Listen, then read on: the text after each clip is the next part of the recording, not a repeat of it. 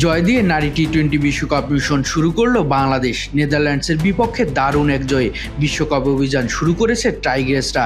140 রানের লক্ষ্য তাড়া করতে নেমে শুরু থেকেই আক্রমণাত্মক ছিল বাংলাদেশ। উদ্বোধনী জুটিতে 8 ওভারে আসে 67 রান। এই জয়ের ভিত করে দেন তরুণ ওপেনার জুরাইরিয়া ফেরদৌস। মাত্র 33 বলে 7-4 ও 2 ছক্কায় খেলেন দুর্দান্ত 50 রানের এক ইনিংস।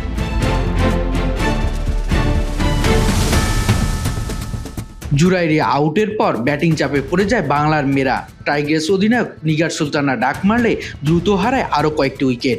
12 ওভারে 85 রানে 4 উইকেট হারালে ম্যাচের যেন মোমেন্টাম ফিরে পায় ডাচরা। কিন্তু তখনই ঢাল হয়ে উইকেটে দাঁড়ান শারমিন আক্তার ও স্বর্ণা আক্তার।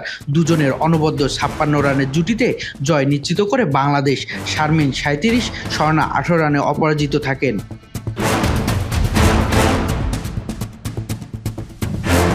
এর আগে টসে জিতে ব্যাট করতে নেমে বাবেত্তি ডি-লিডের অর্ধশতকে 8 উইকেটে 139 রান সংগ্রহ করে নেদারল্যান্ডস।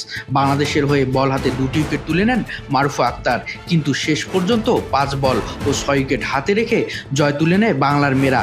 বিশ্বকাপের শুরুতে এই জয় টাইগ্রেসদের আত্মবিশ্বাস আরও বাড়িয়ে দেবে। বাংলাদেশের জয় আপনার মন্তব্য কি? কমেন্ট করতে ভুলবেন না।